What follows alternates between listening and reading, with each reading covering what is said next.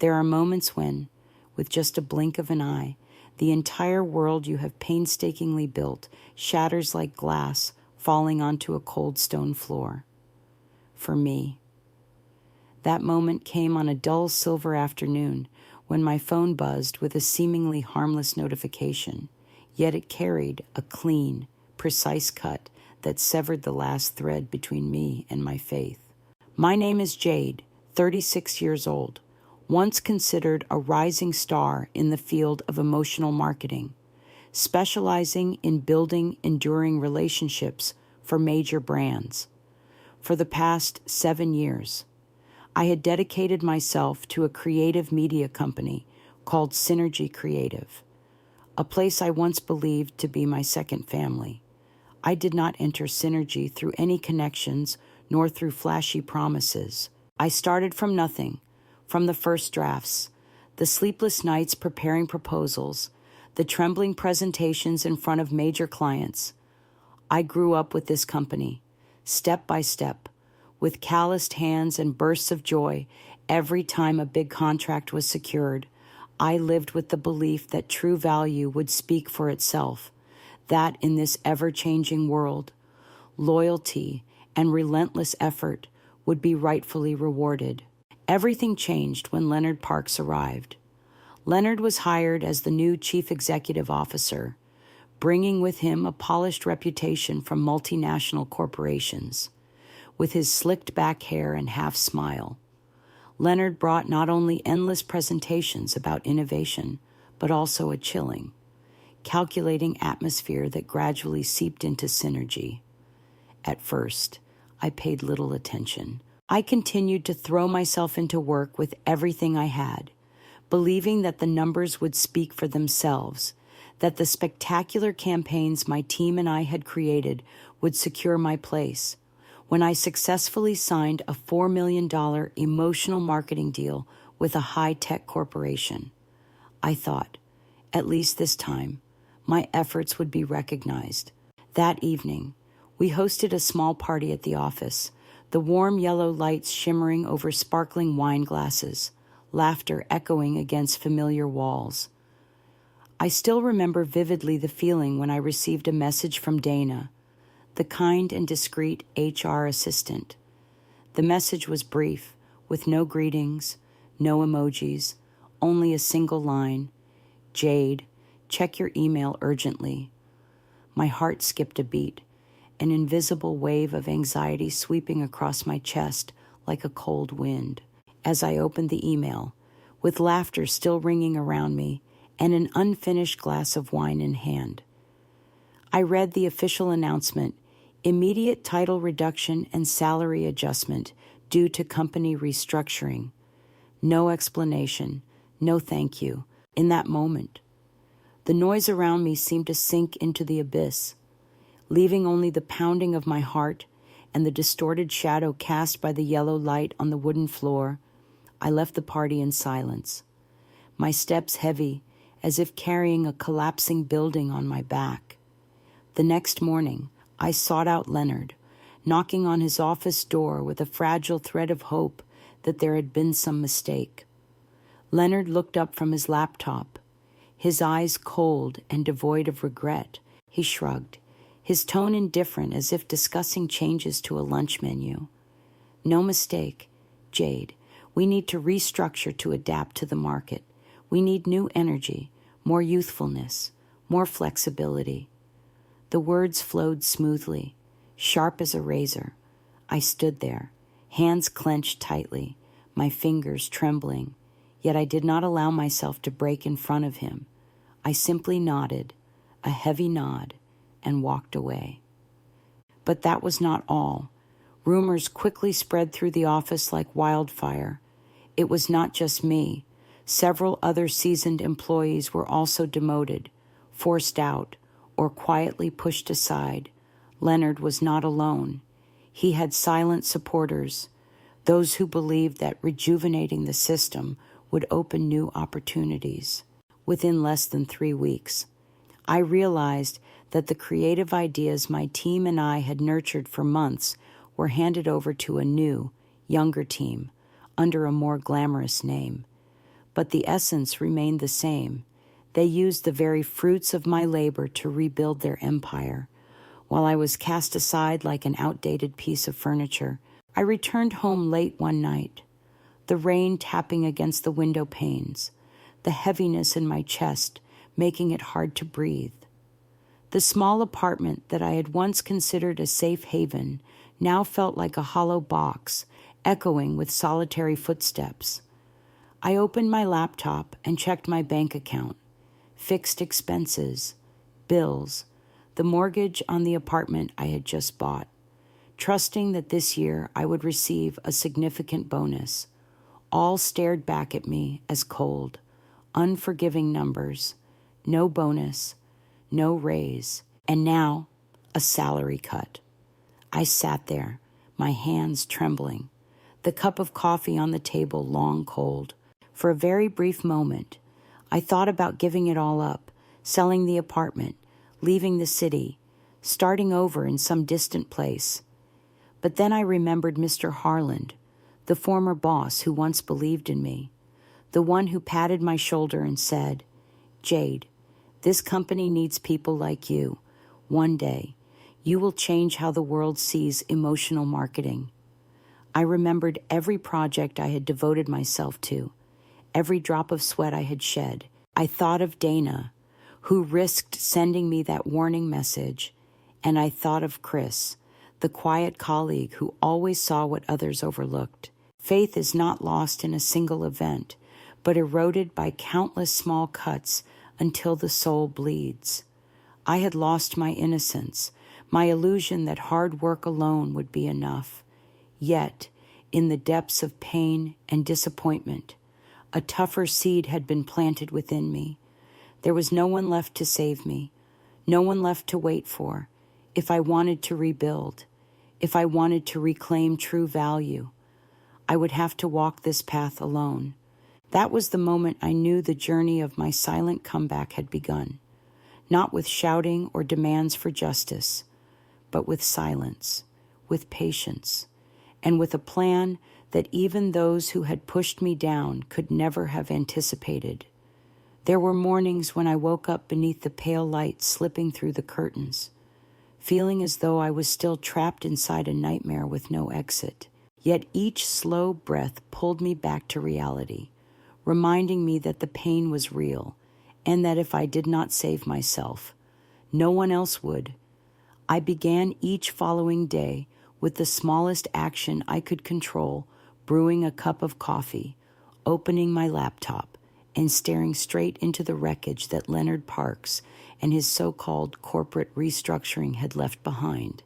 There was no more noisy anger, only a silence that ran deep through every vein, a silence that prepared me for the first steps of a revenge crafted through success.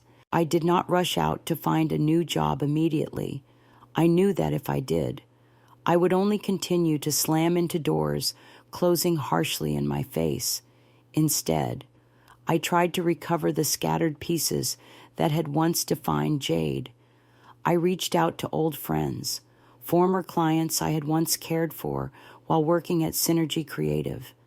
There was no urgency, no pretense, only small conversations, genuine check-ins, cups of coffee filled with fragments of memories that had not yet faded. And from those conversations, I realized something I had been too blind to see before. True value did not come from the company logo under which I had once worked, nor from the titles that Leonard Parks had so coldly erased. It came from within me, from the relationships I had painstakingly built, from the trust that clients had placed in someone who truly listened, someone who created emotional marketing campaigns that genuinely resonated. Gradually, like a fragile branch pushing through the cracks of stone, an idea began to sprout within me, a personal project, a journey to start my own venture, where I could create true value without having to bow before cold power games. But to achieve that, I needed more than courage. I needed proof. I needed preparation. I needed patience. Chris was the first person I trusted enough to share my thoughts with. One late afternoon, We sat across from each other in a small roadside cafe, where the golden lights cast a nostalgic melancholy over the space. Chris nodded as I laid out my plan, his eyes thoughtful, showing no sign of surprise. "There are things," he said slowly, "that only those who have been betrayed are sharp enough to see." I gripped my coffee cup tightly, feeling the warmth seep into my trembling palms, reminding myself that this journey would leave no room for haste. I started gathering everything I could, contracts I had signed, emails confirming successful campaigns, official and unofficial praise from major clients. I quietly backed up every piece of data I still had from my time at Synergy, categorizing each project, each feedback line, each small detail that might one day become a puzzle piece in the picture I intended to draw. Every night, after finishing temporary jobs to make ends meet, I would sit by the kitchen table, in an apartment echoing only with the sounds of the wind brushing against the windows, patiently rebuilding each brick of the life that had been shattered. At the same time, challenges rushed toward me as if the world itself was testing the fledgling resolve inside me. The bank account dwindled day by day, and the pressure of the mortgage loan weighed heavily on my shoulders. There were nights when I sat alone at the table covered in bills, my palms slick with cold sweat, wondering if I had thrown myself into a battle whose outcome had already been decided. Friends around me mostly stayed silent. A few whispered half-hearted pieces of advice, tinged with pity. "Find another job. Jade, do not fight anymore. No one wins against the system." At first, those words felt like needles piercing my already torn pride, but gradually, they turned into fuel. I did not need the whole world to believe in me. I only needed to believe in myself. One morning, checking my phone, I found a message from Dana, short, without the usual small talk. "Be careful. Leonard is preparing a new campaign. Looks like he is trying to claim your success as his own." I sat still in the living room, the tea in my hand long cold, my chest tightening. Leonard was not only stealing credit, he was planning to reuse the campaigns I had poured my sweat into, stamping his name over them as if Jade had never existed in the story. His ruthlessness no longer made me angry like before. It only carved deeper into me a simple truth. If I did not stand up, I would forever remain a forgotten shadow in the stories others wrote. I clenched the phone in my hand, feeling the heavy pulse beneath my skin, and in that moment, I decided I would not react noisily. I would not argue. I would not beg. I would focus on my work, quietly, patiently, so that one day, Leonard himself would fall into the traps he had sown everywhere. I began by sketching new ideas, crafting emotional marketing campaigns that truly touched the hearts of viewers, not relying on massive budgets or cheap tricks, but on deep understanding of true human values. I reconnected with former clients, those who still remembered the version of Jade before the name was erased. I did not sell pity. I did not plead. I simply told my story with absolute sincerity, showing them that even when pushed to the bottom, I had preserved the values they had once trusted. Each time a small contract succeeded, each time a client gave me a chance to prove myself, I remembered not to boast, but to remind myself that a spectacular comeback does not come from a single push, but from hundreds, thousands of small, patient, determined steps, the solid relationships, the old networks I had built with all my heart, began to respond, like small lanterns flickering in the night. Little by little, they wove a new path for me, yet alongside that hope came countless tests. Some clients rejected me outright. Some partners hesitated after hearing malicious rumors spread by my old company. There were days when I had to swallow my tears, bracing myself not to collapse during meetings. but each time that happened, I remembered Leonard's cold eyes, his half-smile, and I knew I could not stop.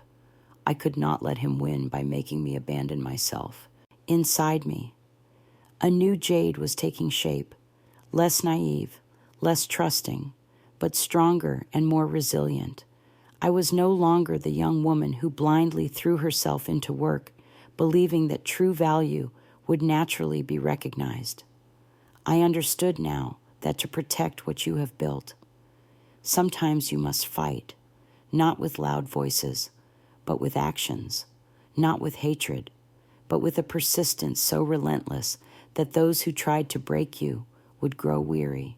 And I knew that by now. I was only at the beginning of that journey. There are days when you feel as if the whole world is silently watching your every step, waiting for the smallest mistake to pull you down. I walked through those days, bracing myself against the eyes filled with doubt, against the whispered conversations behind my back, against the cold rejection emails that made no effort to hide their dismissal.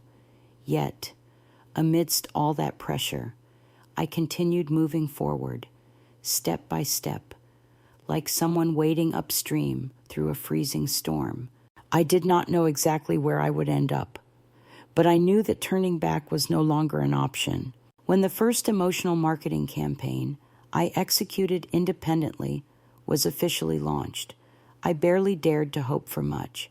It was just a small project for a local brand trying to rebuild its image. Yet the results far exceeded anything I had dared to dream. The campaign was embraced strongly by the public. Growth metrics soared so quickly that even the brand itself was taken by surprise.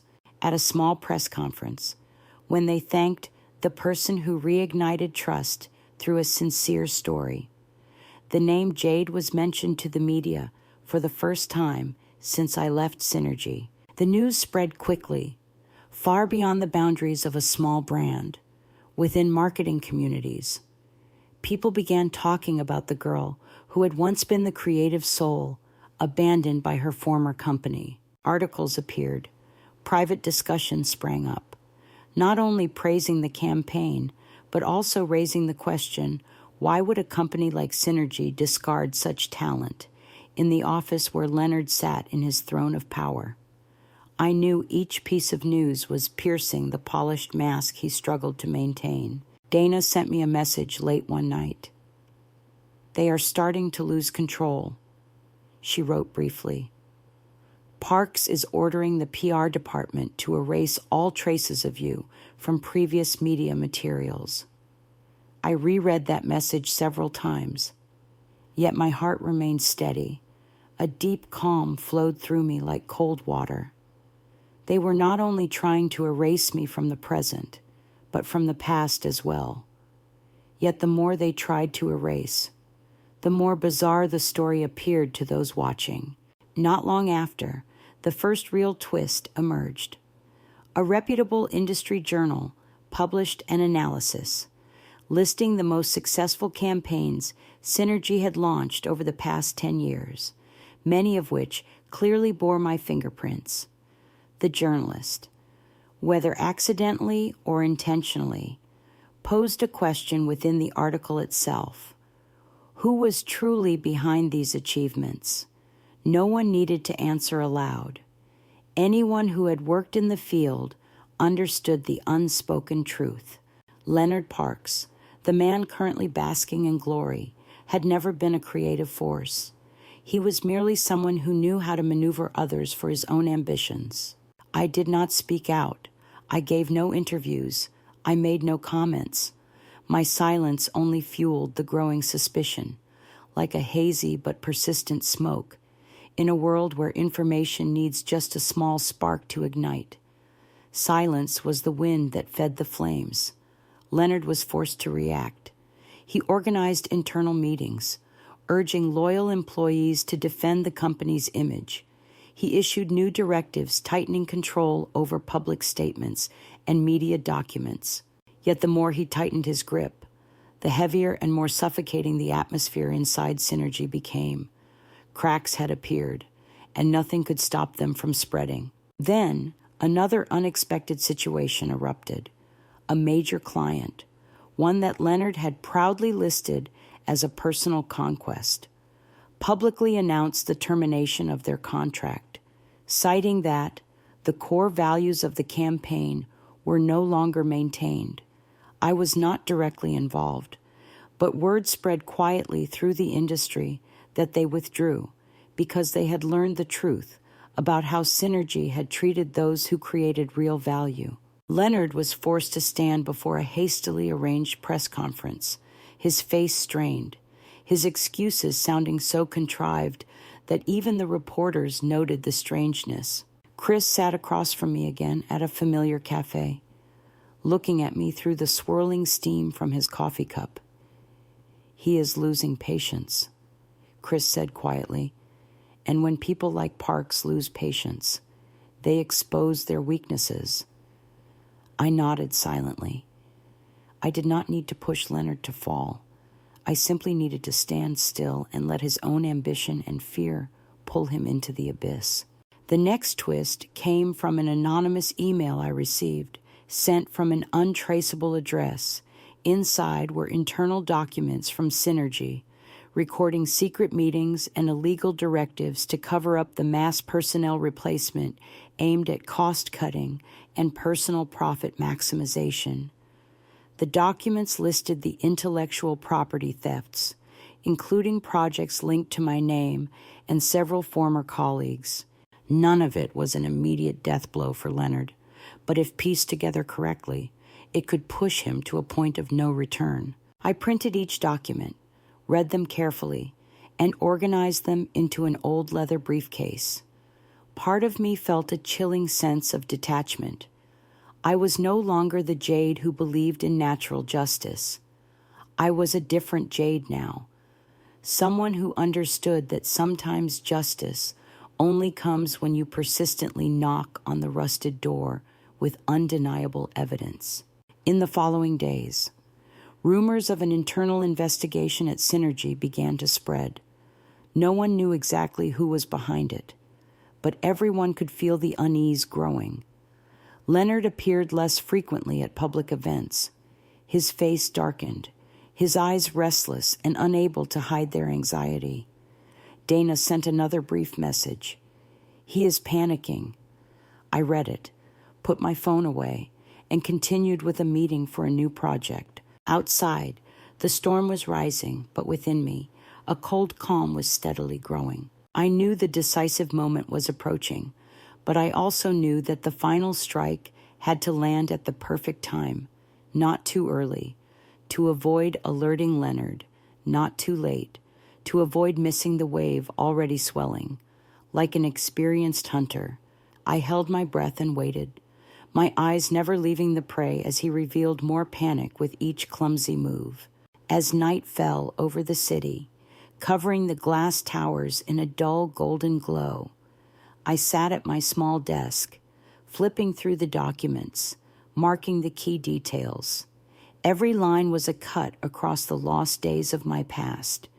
Every period and comma was a reminder that this battle was not about simple revenge. It was a journey to reclaim my true worth. And I was ready. There were nights when the city lay silent under the cold yellow streetlights, and I sat alone before my laptop screen, staring at the unfinished evidence files without feeling fear anymore.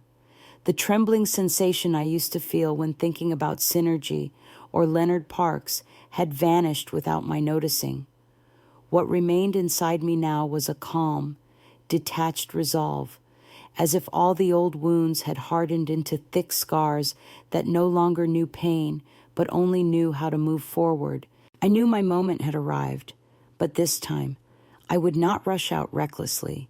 I would move carefully, step by step, like a small crack creeping through a wall once thought unbreakable. I began by finalizing the dossier I had been quietly compiling over the past months.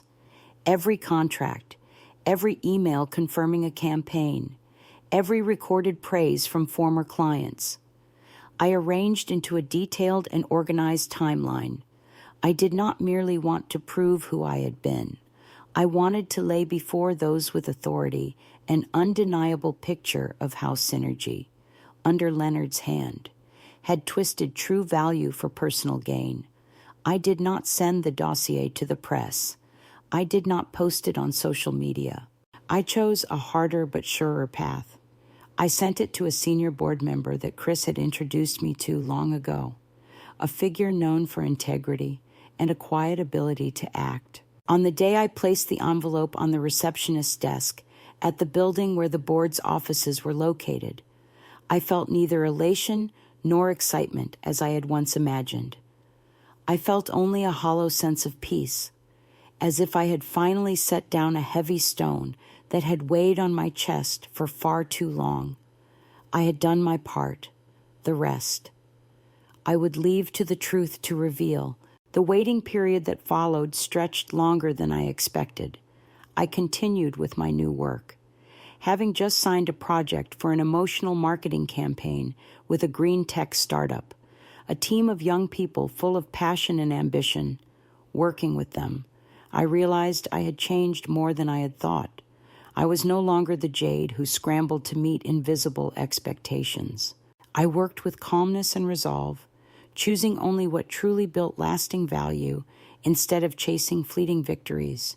Meanwhile, the news surrounding Synergy grew worse. An internal leak revealed the company was under investigation for violations related to senior personnel handling and marketing practices. Leonard continued to resist, still appearing at events, still wearing that stiff smile before the cameras, but the cracks were too clear to ignore. A second major client publicly terminated their contract, this time bluntly citing lack of transparency and breach of core values. One Wednesday afternoon, while meeting with the creative team at my new office, I received a message from Chris. It contained only 3 words: "It has begun."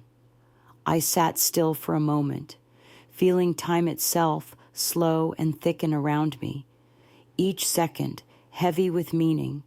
I knew the game was nearing its end, and I also knew I was ready to step out of the old shadow, not as a victim, but as a survivor.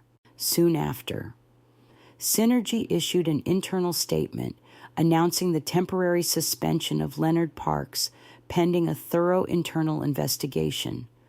Sources leaked that the board had uncovered substantial evidence of ethical violations and deliberate financial manipulation for personal profit. I read that announcement under the dim light of an empty cafe, clutching a cold ceramic cup, feeling a strange emotion rise within me. It was not triumph. It was not revenge. It was a deep sadness for what had once been a home I loved, now rotting from within under the weight of greed and betrayal. Meanwhile, people who had once known me began to reach out, one by one, quietly, without fanfare. A collaboration invitation on a new creative project, a coffee meeting with an old partner, just to say they still believed in me. An email from a major client offering me the lead role in a nationwide campaign for their brand. I realized that true value never truly dies. It merely waits to be rekindled at the right time by the right people. And I realized something else. True success was not about watching Leonard lose everything. It was about finding myself again. The Jade of today no longer needed to prove anything to anyone, no longer needed to apologize for daring to stand after being betrayed, no longer needed to chase standards defined by those who never understood the meaning of genuine trust and lasting relationships. One Sunday morning, while the city was still wrapped in a thin mist, I sat by the window of my small apartment, watching the sky slowly brighten after so many dark days. The coffee cup in my hand radiated a gentle warmth. I opened my laptop and started a new document. The first line I typed was not a grand business plan. It was a simple sentence. True value will always find its way back. and I believed it. With everything I had endured, with all the scars that had now healed on my heart, as my reflection appeared on the laptop screen, I realized that the eyes staring back at me no longer belonged to a fragile girl. They were the eyes of a woman who had walked through storms, lost everything, and rebuilt herself from shattered pieces. A woman who no longer feared failure or betrayal because she had learned to place her trust first and foremost in herself. And so I began writing the next chapter of my life, not loudly, not hastily, but with firm certainty. I knew the road ahead would still be full of challenges, but this time, I would walk it not as someone begging for a chance. I would walk it as someone who knew that true value never needs to shout. It only needs to be proven by time and by results. And I, Jade, was ready for that journey. There are moments when you do not need to shout for the world to know you have returned. You only need to walk steadily, letting that silence resonate louder than any declaration could. I began the new days of my life that way, not with fanfare, not with display, but simply by working, building, and letting results speak for me. The small emotional marketing company that I founded with a few old friends slowly gained its first clients, and soon larger projects began to come. Not because of flashy campaigns, but because of how we understood people, touched real emotions, and respected true value in every story we told. Every morning, I stepped into our small office, where sunlight poured through the wide windows, where the sound of typing and genuine laughter intertwined, and I knew I had come a long way from those old, broken days. We did not have huge budgets. We did not host dazzling launch events, but we had something not every company could claim. We had trust rebuilt from ruins, a trust that was not easily shaken. The campaigns we created began to spread by word of mouth, not just within professional circles, but among everyday viewers, those who found pieces of themselves in the simple, heartfelt stories we told. While I moved forward quietly, Leonard Parks was sinking deeper into the mire he had created for himself after being suspended. Leonard tried to organize an emergency meeting to salvage his image, but his efforts were quickly unraveled. Internal documents, evidence of data manipulation, distortions of truth, all gradually came to light like a giant crack spreading through a decayed wall.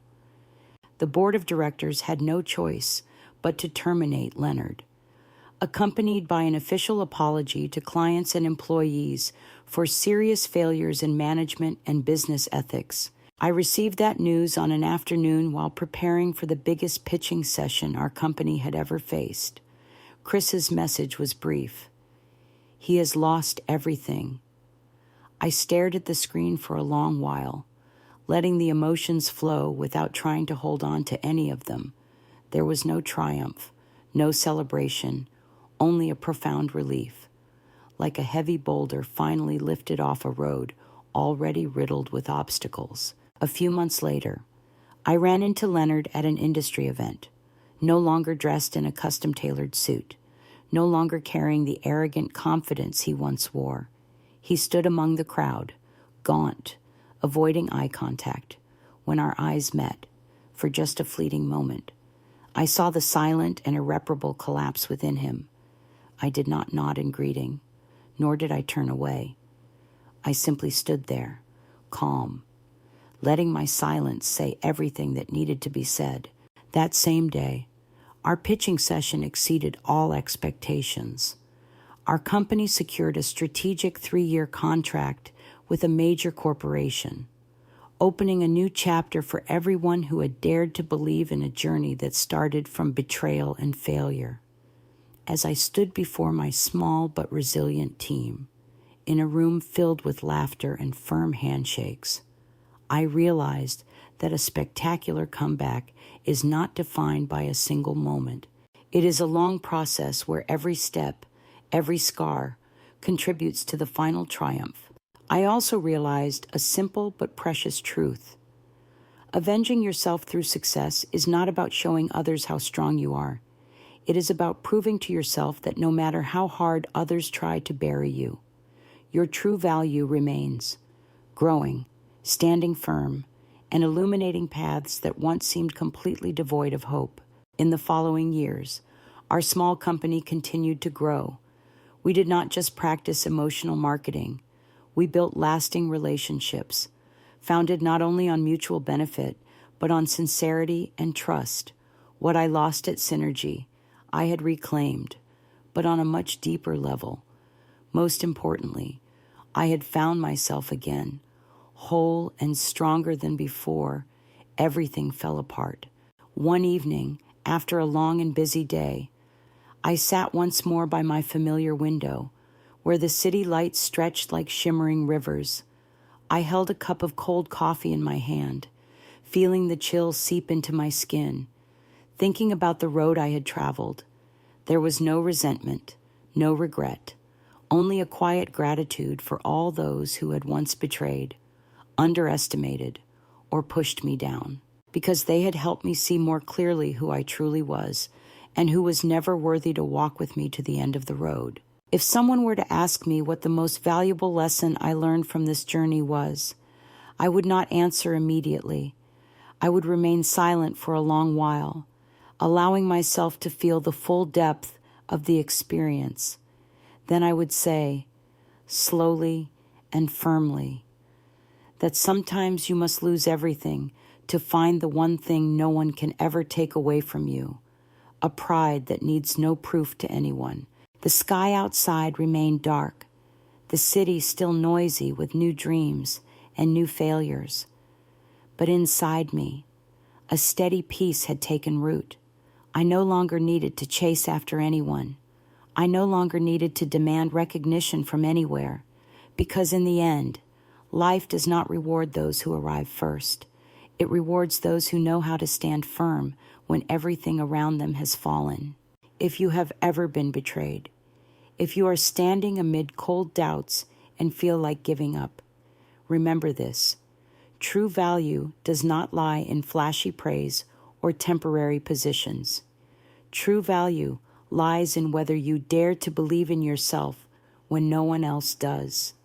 And sometimes, the greatest comeback is not about defeating others. It is about conquering the doubts within your own heart. Are you ready to tell your story?